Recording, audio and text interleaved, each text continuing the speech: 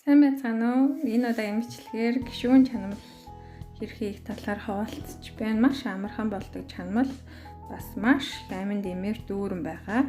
Тэгээд одоо яг гишүүний чанамал их үйлрэл байгаа. Та бүхэн туршаад дагаад тэгээд үзээрэй.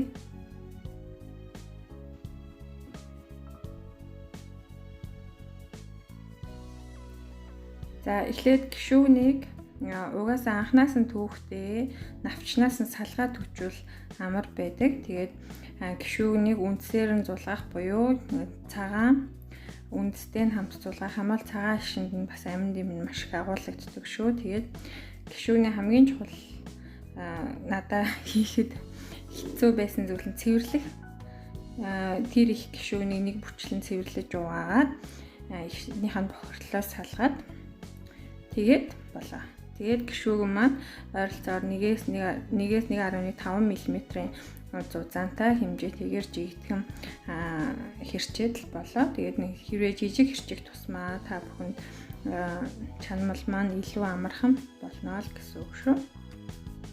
Тэгэд өөрсдөө зориулж хийж байгаа учраас цагаан боловсруулсан сахараас илүү бор сахарыг хийж өгсөн байгаа. Гэхдээ та бүхэн сонголтоороо мөн цагаан сахар хийж болно. Тэгээд нэмээд ваниль сахар буюу гоё амт үнэр нэмэгц болохоор ваниль сахар нэмсэн байгаа мөн хийхгүй байж болно. Тэгээд зөөлөн гал дээр чанамлаа болгох хэрэгтэй байгаа. Дээрээс нь ус ч юм уу ямар нэг юм хийх шаардлагагүй. Тэгээд 9 хүртэл халтаг пилетгийнхаа 3-аас 4 дээр нь тохируулсан байх юм шүү. За тэгээд зөөлөн гал дээр чанамал маань таглаад буцалгаад ирэхээр өөрөөсөө шүүс гараад чанамал хэлбэрт орох байгаа. Тэгээд чанамал дээрээ нэмбэгний шүүс хийж болно. Бас жүржийн шүүс хийж болно. Ингэснээр чанамал маань эсэглэн биш илүү гоё амтан зөөлөрч өгдөг байгаа. Гэхдээ энэ шүүсийг заавал хийх шаардлагагүй.